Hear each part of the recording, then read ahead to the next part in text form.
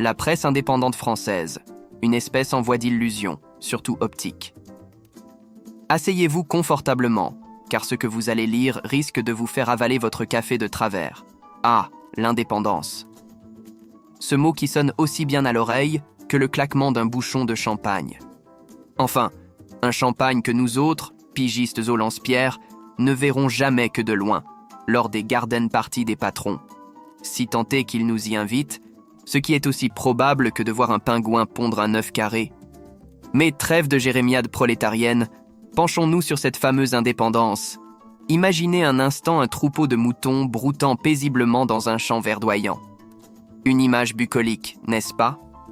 Maintenant, remplacez les moutons par des rédactions, et le berger bienveillant par, disons, une poignée de milliardaires aux intérêts aussi variés qu'une collection de timbres de Monaco. Vous voyez le tableau? C'est moins champêtre, tout de suite. Mais soyons sérieux 2 minutes. La concentration des médias français entre les mains d'une poignée d'oligarques est un secret de polichinelle, un secret que tout le monde connaît mais dont personne n'ose parler trop fort, de peur de se retrouver à commenter la météo sur une obscure chaîne locale du fin fond de la Creuse, avec un pull en laine qui gratte, le summum de l'horreur pour un Parisien branché.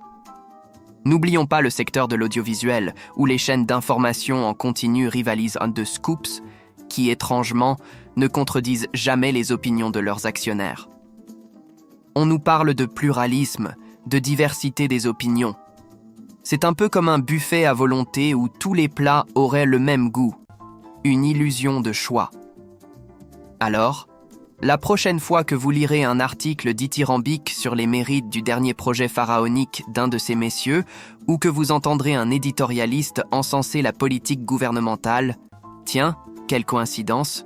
Souvenez-vous qu'il y a peut-être une petite armée de scribouillards fauchés, quelque part dans une rédaction miteuse, qui essaie tant bien que mal de vous faire sourire de cette drôle de mascarade. L'indépendance de la presse française, c'est un peu comme le monstre du Loch Ness, tout le monde en parle, certains disent pour me l'avoir vu, mais personne n'a de preuves concrètes. Alors, à la vôtre. Avec un verre d'eau du robinet, faut pas gâcher. Et n'oubliez pas, lisez la presse, toute la presse, surtout la nôtre. On a besoin de sous pour changer les ampoules qui clignotent dangereusement dans nos locaux. L'indépendance, ça a un coût, voyez-vous, surtout quand on n'a pas les moyens de se l'offrir.